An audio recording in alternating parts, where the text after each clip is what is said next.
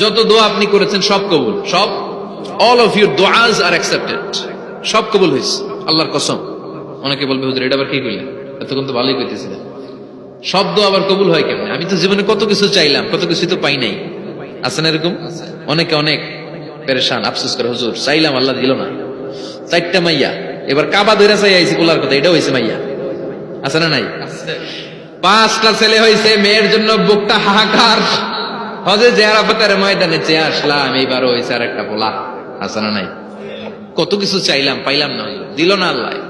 বলে না আপনার সব দোয়া কবুল, তবে কবুল হওয়ার 3টা সিস্টেম আছে। কয়টা? 3টা। চান্দুল্লাহর ভাইয়েরা মনে থাকবে? কয়টা? 3টা। আপনি যত দোয়া করছেন সব কবুল, কারণ আল্লাহর কাছে কিছু চাইলে আল্লাহ ফিরাইয়া দিতে জানে না।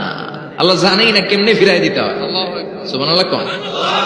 চাওয়া মাত্রই আল্লাহ বলে অ্যাকসেপ্টেড, যা কবুল, দিব দিব না এটা বলতে জানে না, চাওয়া মাত্রই বলে দিব। 3 সিস্টেম। নাম্বার 1, আপনি আল্লাহর কাছে দোয়া করলেন, চাইলেন, আল্লাহ বলে দিব, বলেই তিনি দিয়ে দেন আর আপনি খুশি হয়ে যান, পেয়ে গেলেন। নাম্বার 2, আপনি আল্লাহর কাছে দোয়া করলেন, চাইলেন, তখনও আল্লাহ বলে দিব, তবে এখন না, সবুর, একটু পরে দিব। কখন দিলে আমার জন্য ভালো, আমার চেয়েও ভালো জানে কে? আল্লাহ, পরে দিবে।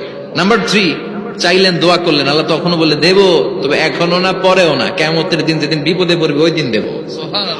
যেদিন তোর বাবা তোরে চিনবে না, তোর মা তোরে চিনবে না, বন্ধু বন্ধুরে চিনবে না, পীর সাহেব মুরিদরে চিনবে না, মুরিদ পীর সাহেবরে চিনবে না, ইমাম সাহেব মুসল্লিরে চিনবে না, মুসল্লি ইমাম সাহেবরে চিনবে না, কেউ কাউরে চিনবে না। ওই কঠিন দিনে তোরে আমি বাঁচাইয়া দেব।